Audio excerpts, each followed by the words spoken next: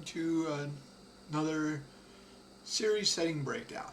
My name is Paul Westman, and I'm here to talk about some of the worlds and settings that some of my favorite book series take place in, with the intent of getting more people interested in these worlds. Now, today I'm going to be talking about the Mercy Thompson series and sister series to that, the Alpha and Omega series. These are written by Patricia Briggs. Usually I do tend to stick to more the self-published or independently published books, but this is one that was traditionally published, but it is still a pretty great series. So let's get into it.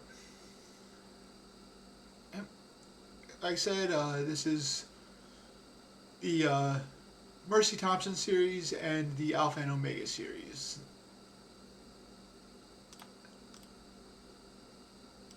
Alright, this is urban fantasy books, so they do tend to take place in more of the modern world. The series is quite a bit larger than some of the others I've done. Mercy Thompson series is currently at 14 books, while the Alpha and Omega series is at 6 books. And an important caveat is that the Alpha and Omega series originated from a novella which is directly continued on in the first book of that series. Now there are additionally around 16 assorted novellas, short stories, and there's also been some graphic novels of this world, so that expands the world quite a bit. The series is still ongoing, and book 7 of Alpha and Omega is currently scheduled to be released in the year 2025. So you can look forward to that. Now, main time that this is set is a modern time. The original books were posted or were published in the early to mid 2000s, so you can expect that. The location for most of it, the series, the Mercy Thompson series particularly, is all in the Pacific Northwest. It is a place called Tri-Cities, which is located in Washington State. It's roughly southeast of Seattle and east of Portland. So there are maps available in many of the books to give you a good idea of the general location. Now with the Alpha and Omega series, that takes place, or is sort of based mostly in western Montana, where there's one of the wolf packs is located, but they do go off and visit various cities as well, so it's not as static of a location. Now let's get into the supernatural races.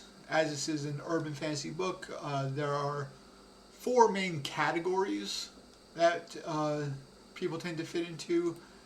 There are the werewolves, the vampires, the fae, and then there's other groups that are much smaller or not as well organized. So we'll talk about each of these in more detail. First, the werewolves. They are one of the biggest factions, and they are the ones that we get to know the best, because the main character, Mercy Thompson, while she is not a werewolf herself, she was raised by werewolves and sort of adopted by werewolves, so it is from her perspective that we see and learn most of what we have. Now, in the series, werewolves are not born, they are made. But what happens is that the person who is infected for the magic or disease to actually take hold. They have to be brought to a point that is near death. And in the pack that is sort of the ruling pack, actually do have a ritual for this every year if anybody wishes to choose to be made into a werewolf. Now, it is pretty rare, and many people do die before they're able to change, so it is not something that is done lightly. So, now the survival rate for women is much lower than that for men, so that just means that there are much fewer werewolves, or fewer female werewolves. Now, the change for werewolves, like to change from the human form to the wolf form, is a very slow and painful and violent process. It is not a smooth transition or an instant transmission. It usually takes place over several minutes. It is very hard. It is very tiring. So, and it is because of this fact that this is why werewolves are not born. Because if a woman is pregnant and then she changes into a werewolf, which while they can change whenever they want, they are required to change during the full moon. So that's not really something that they can put off. But that immediately causes the fetus to be terminated. So yeah, it's definitely not an easy life. Now, some of the benefits for being a werewolf is they do have greatly increased strength and regeneration. Most werewolves are capable of healing from almost any wound. They're incredibly powerful. And also, no matter what age that you were turned, if you survive the change, your age reverts back to its peak form. So there are no werewolves that look old. And since werewolves also do not age in and of themselves, that does make them effectively immortal. And werewolves cannot die of any sort of natural deaths. So that does lead to there being some very, very old werewolves. However, due to the social dynamics, that sort of pushes them towards a lot more physical conflict, which means that there are very few werewolves that actually get to those older ages. Now, for the vampires, vampires do subsist only off of blood, and when very young vampires are made, it is generally a slower process, but they are sort of fed blood from the master that made them, and that does involve sort of a transfer of power, but that also increases the master's power on that. But as vampires get older and become more self-sufficient, they move away from the initial master that created them and sort of start their own little state. They develop their own stables of humans that they feed off of. Now, to make a vampire, it's not a quick, easy process. It generally takes many years. And what happens is, as a vampire gets older, to subsist off of humans, no one human could sustain a vampire for very long. So what the vampires end up doing is they will have they can have like up to half a dozen or a dozen human servants of sorts that they feed off of regularly. And one thing that they can do is to help heal the humans and to impart some other benefits.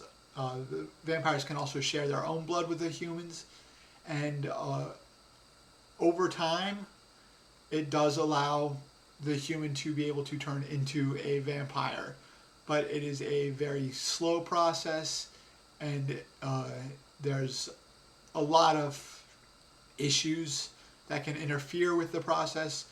And another issue that develops is that the vampires do need to have a lot of self-control to make a new vampire, because quite often the vampires will lose control and then overfeed from the human, and that will end up killing them. So vampires are not very numerous, although they are another extremely physically powerful race. Now, there is a much stricter degree of control.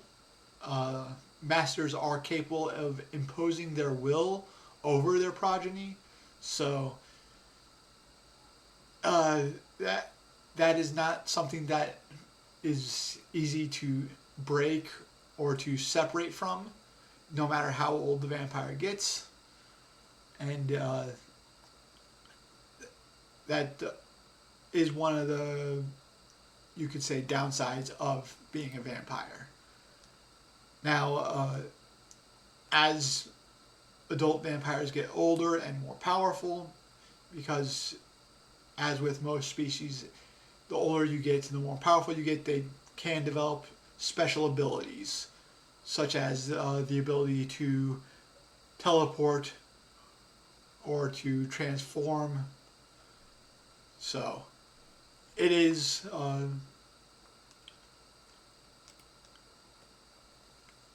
what it is. Next, the last major faction we have is the Fae. Fae all originally came from Underhill. In many other series, that would be like Fairy, but here it's called Underhill. Now, there are no Fae that live in Underhill at the start of this series. They have been cut off from it and have been actually seeking to get back. Now, what makes a Fae versus other various races is the use of glamour. All Fae can do this, and basically it is their ability to look however they want. That also is what allows them to walk among humans relatively undetected. So now the vast majority of the Fae are deathly allergic to iron. It is poison to them, and that is not, it isn't even necessarily physical contact with it, but even close proximity to it can cause harm to some types of Fae. So that is like their one major weakness.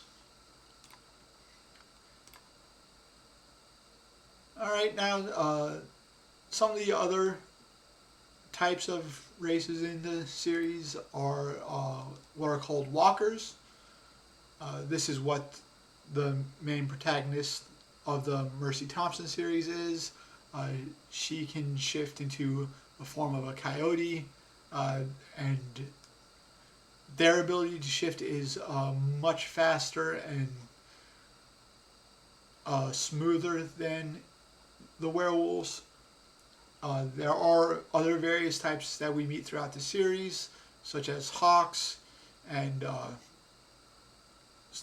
even some wolves, but the main one we focus on is the coyote.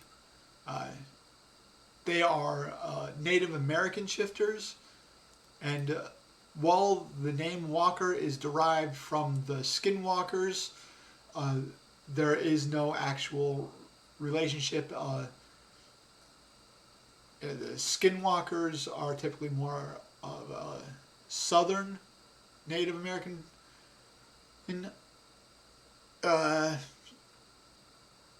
type of supernatural, whereas these are more derived from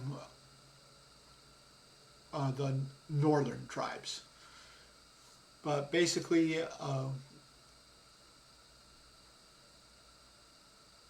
the walkers, well, they are said to have descended directly from Native American deities, although much of that isn't found out till about halfway through the series, is when we actually get a closer look into more of the origin of what the walkers are. So, then lastly we have the witches. Now with the witches, we have white witches and black witches, based upon what kind of magic they use. We mostly deal with them in sort of off to the side. They don't really have any sort of main input until much later in the series. There is no greater organization of witches, though they do have a coven located in our main city. But primarily they work as mercenaries and basically make themselves useful so that way people don't have a reason to hunt them down. Alright, now let's get into the factions and organization of these groups themselves. For the werewolves, they are organized into packs, which is led by the alpha of the pack, and how they're organized beyond that is based solely upon their strength, particularly their strength of will and their ability to basically impose and intimidate other werewolves. So it's very much a strongest tends to be the person in charge, which does lead to some issues where the strongest person is not always the best person to lead. Now, these packs are often named by their geographical region.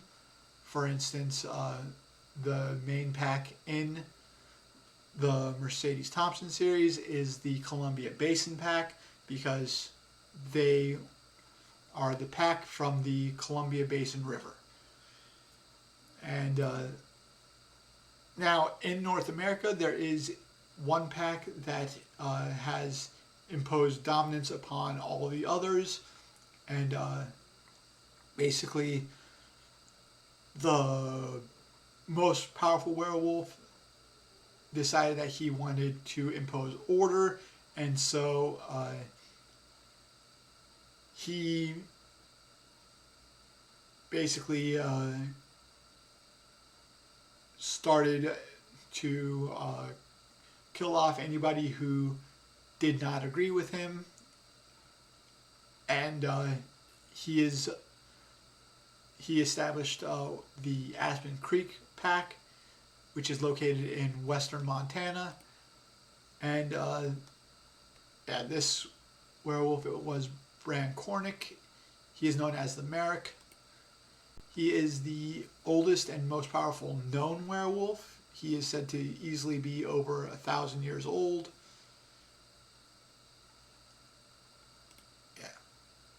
Now, the few other locations have their own sort of ruling structure, as the Merrick only imposes his rules over North America.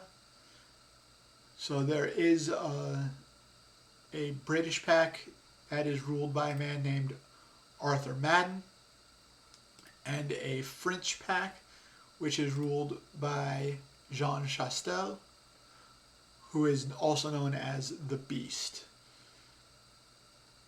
Now, there are other packs and other groups mentioned. There's like a Russian pack, an Asian pack, a South American, an African pack, but very few specifics are actually given about that, so this is just what we know. Now, of all these packs, the Merrick is considered the strongest, and that is why all other groups do show deference to him, but they also aren't necessarily willing to just go along with all of his rules unchallenged. Now, the next major faction we have are the vampires.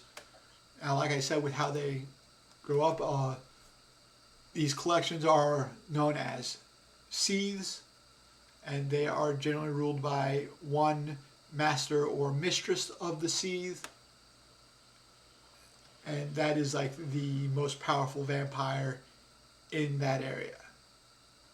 Now, vampires do like to play a lot of political games and are always trying to have something going on, so there's always some sort of intrigue involved in when you get involved with the seeths. Now, in the Tri-Cities seeth, which is the main seeth we deal with, the mistress of the seeth is known as Marsilia.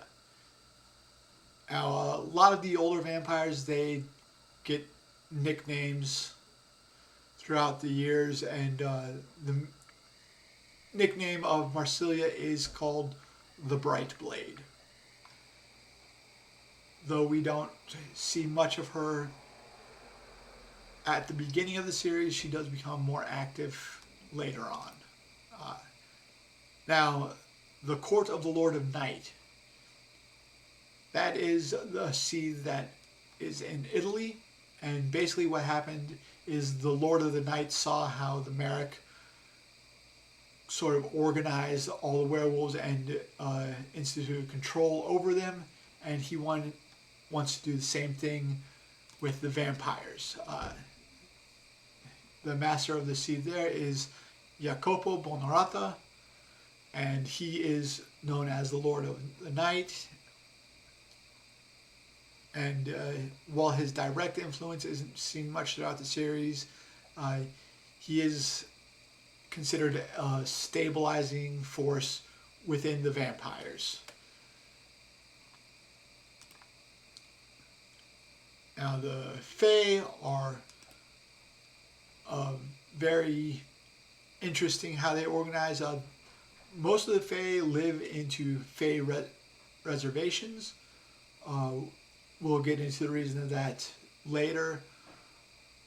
And the Fae are ruled by a group known as the Grey Lords. We do not know exactly how many Grey Lords are there, but they are considered to be the most powerful Fae, and they are known to have enough power to wipe out entire cities if they so desire. And they are feared by pretty much everyone. They do not rule through diplomacy. Basically, what they say goes, and woe to any who do not fall into line behind them. So they are not generally considered good per se, but they are the ones who are in charge. Alright, I'm going to talk a little bit about magic. There's three basic kinds of magic we deal with. It is very much a soft magic system. So start with the Fae. Like I said before, all Fae use glamour because that is what it is, the distinction that makes somebody Fae. But the magic they use is more based upon the type of Fae that they are. There are some Fae that can use a much wider variety of magic than others, but then you have certain Fae like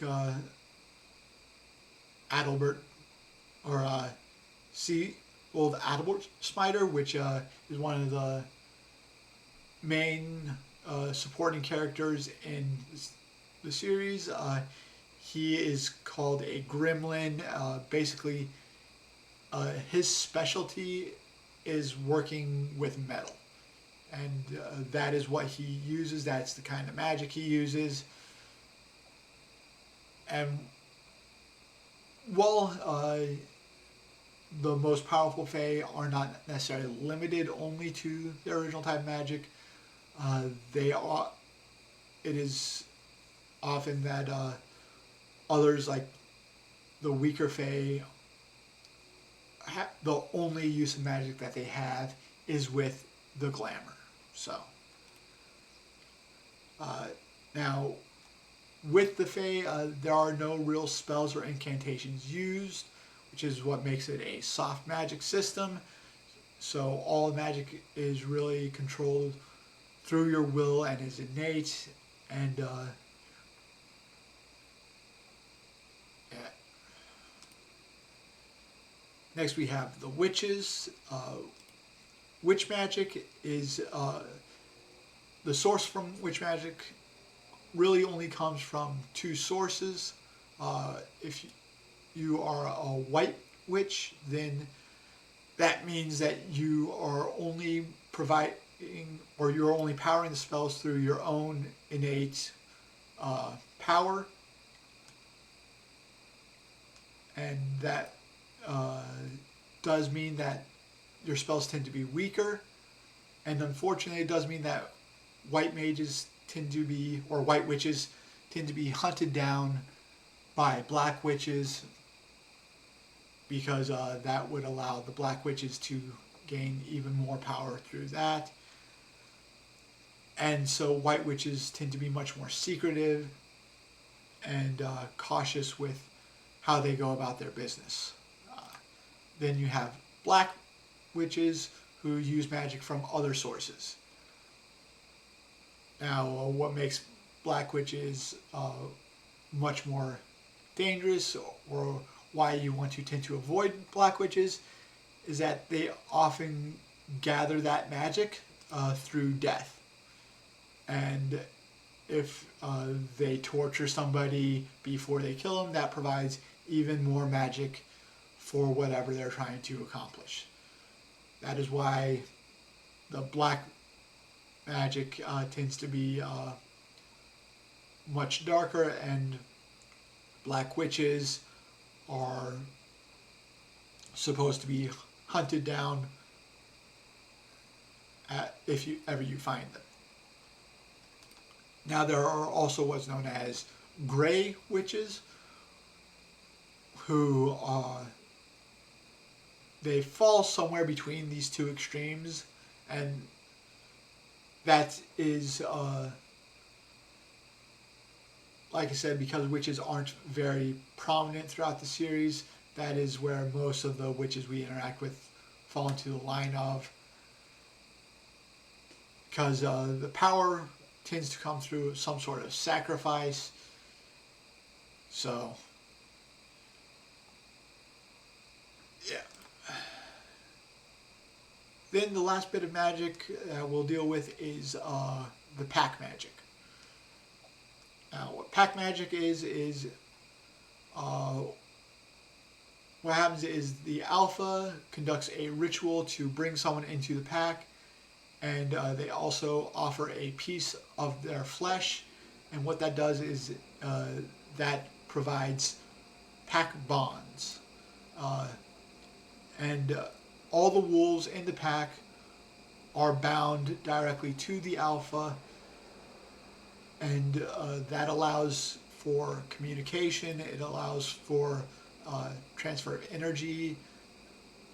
For instance, if the alpha needs to transform into the werewolf form more quickly, then he can borrow that energy from the pack, or if the pack is being poisoned or something, then the alpha can take a lot of that unto himself, since, like I said, alphas are always based upon strength in the series. So also, this is what allows an alpha to impose their will upon the wolves in the pack, and this is also what allows the Merrick to control all the other wolves, because what he has done is he has, in essence, all the alphas in all the packs of North America have sort of undergone a similar ritual, so that way they are all bound to him,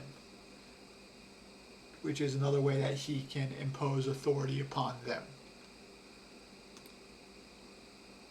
Alright, now a bit of history. There's only one main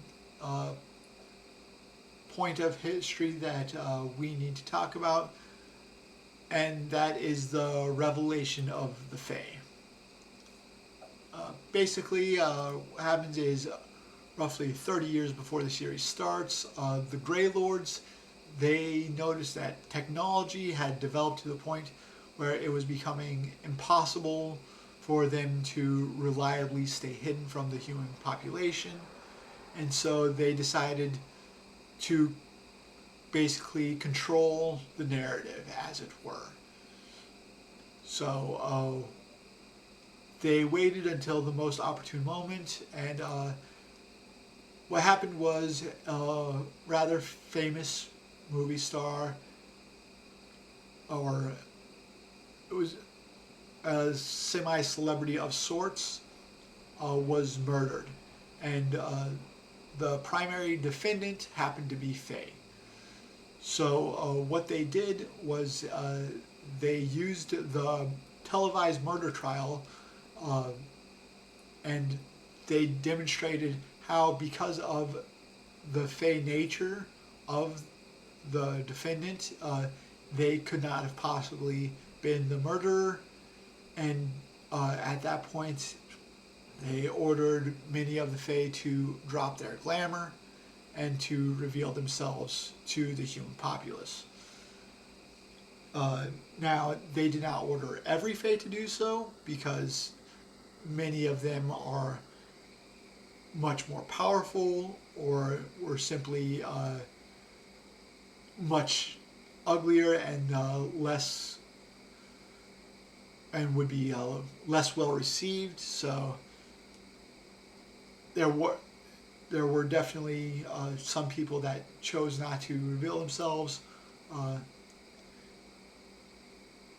but many, like lawyers or teachers, were shown to be Fae, to kind of demonstrate how they were just like everyone else. They had been there the whole time, so there was nothing to fear. Now, naturally, humanity did not take very well to this, and with all the backlash from humans and the violence that was inspired, and because many of the Fae that revealed themselves were weaker and could not necessarily defend themselves as well, or were not allowed to defend themselves because the Grey Lords ordered them not to attack humans, they retreated to reservations. There are 4 main reservations mentioned throughout the series, and basically these reservations were chosen by the Grey Lords to kind of consolidate the Fae and to make humans feel safer. Yep. And many of the other factions, they like the vampires and werewolves, they saw that this happened, and they were waiting to see exactly what the human reaction would be, so that they whether or not they would decide to reveal themselves.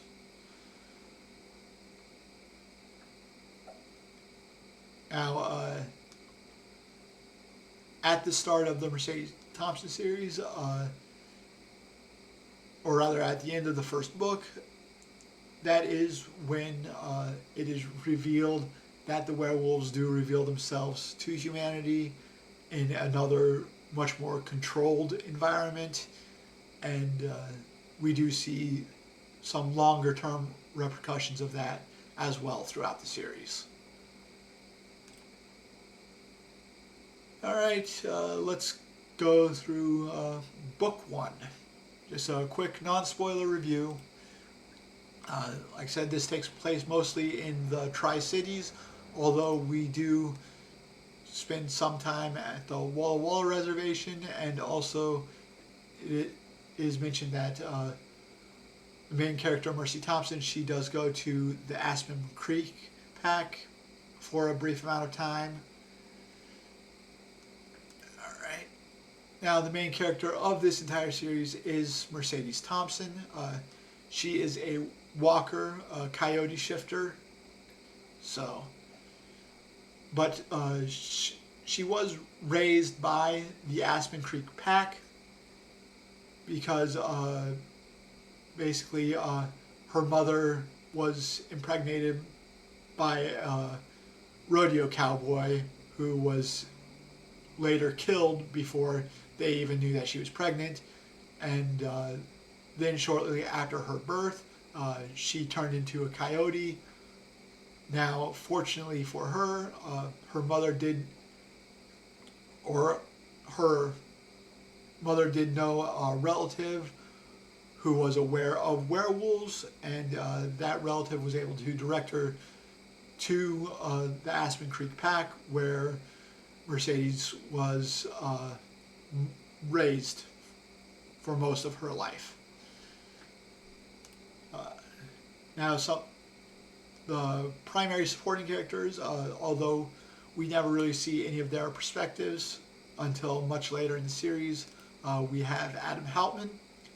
He is the alpha of the Columbia Basin Pack, so he does get a lot of... he is basically the love interest of Mercy, and the only other perspective we really end up getting to see throughout the series. Next we have Siebold Adalbert Smiter. He is a Fae. He calls himself a gremlin, but that's not a technical or historical term that he's using. He just calls himself that because there is no other classification for it, and because he can get away with calling himself that. He is a very old, a very powerful Fae who is capable of using his magic and wielding iron. So he also is a former boss of Mercy. She works as an auto mechanic, and when she initially moved to the Tri-Cities area, she started working for him, but then she offered to buy the mechanic shop from him, and so she runs it now, although he still shows up every now and then and helps her work. Then we have Stefan Uccello. He is a vampire at the Tri-Cities Sea. He is considered one of the better vampires, but oftentimes it's not until later in the series that he becomes more friendly. But even then, there's always the question of whether he can truly be trusted because of his vampire nature. Next, we have Samuel Cornick. Uh, he is the son of Bran Cornick, the Merrick. He did grow up, or he was at the Aspen Creek Pack when Mercedes was brought in, so she grew up knowing him. He is considered one of the most powerful werewolves in North America, being the son of Bran. And he is also a doctor who does keep up with his medical training. And he, early in the book, he does end up following Mercedes to the Tri-Cities area to help out with an issue that they have. Next we have Jessie Houtman. She is Adam Houtman's human daughter. Like I said, werewolves are not born, they are made. However, a male werewolf who is married to a human woman is capable of having children, although they will always be human. And she is the teenage daughter of Adam Houtman. And last we have Tony Montenegro. He is a human police officer who has become friends with Mercy over the years. Now, the basic initial plot line of this book is when a scared lone werewolf shows up at Mercy's doorstep, essentially. She sort of takes him in, then tries to introduce him to Adam Houtman and the Columbia Basin Pack. And what happens is trouble follows them, and the pack ends up getting attacked, and Adam ends up getting severely injured. Now, since Mercy didn't necessarily know what happened or what the cause of all this was, because she tries to stay away from werewolves based upon some grudges she has, she took Adam, and since he was severely injured in that attack, she took him out to Montana, to the Aspen Creek Pack where she was raised, because those were the only wolves that could help her at that time, because Adam Houtman is considered one of the more powerful werewolves in North America. So, by going to the Aspen Creek Pack and to Bran, those were the only wolves that could control him if he lost control while injured.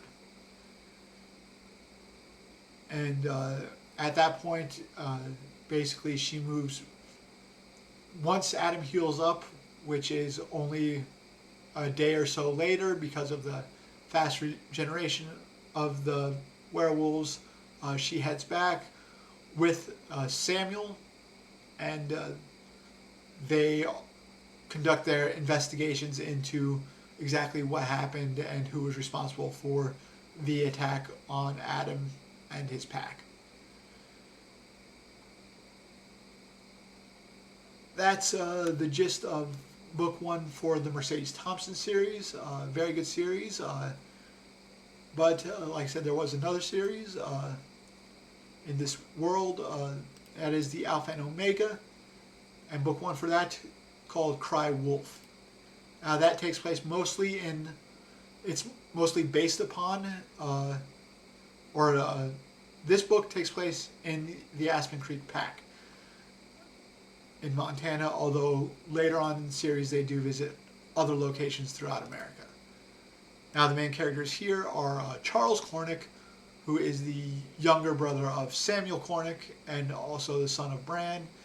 He is the acting beta of the Aspen Creek Pack, since Samuel has kind of separated himself from the politics in the area. And the other main character is Anna Latham. She is what is known as an Omega werewolf, which is a werewolf that can exert a calming and sort of a non-violent aura throughout her throughout the pack magic that she can wield, which is a startling contrast to like what the alpha and the other werewolves, which is a much more conflicting aura. Now, in this series, basically Charles was able to meet Anna and rescue her from a very bad situation that she was in with her original pack. And when they meet, basically Charles has chosen her as his mate, and basically this is the initial start of the relationship, where she moves back to the Aspen Creek Pack, and this book is mostly about how she starts to fit in and learns to deal with some of the other wolves in the pack, while also dealing with a situation out in the wilderness near the area where there have been other reports of werewolves in the area. So that's the initial story of the Alpha and Omega books. Later on in the series is more about Anna and Charles being sent out to different areas throughout the area to try and put down any sort of problems, because Charles, being the beta of the pack and the son of Bran, he is also considered, or he is also known as being Bran's primary choice of assassin in recent years, because there are no other wolves that are really at his level, and he's also known for being able to very ruthlessly and violently kill anybody who challenges him. So it is a very good series of books. Both the series are fairly enjoyable to read. I highly recommend it, and I think next week I'm going to go into the Duchess of Terra series by Glenn Stewart. So we'll be going back into sci-fi. So that should be pretty fun. I will see you then.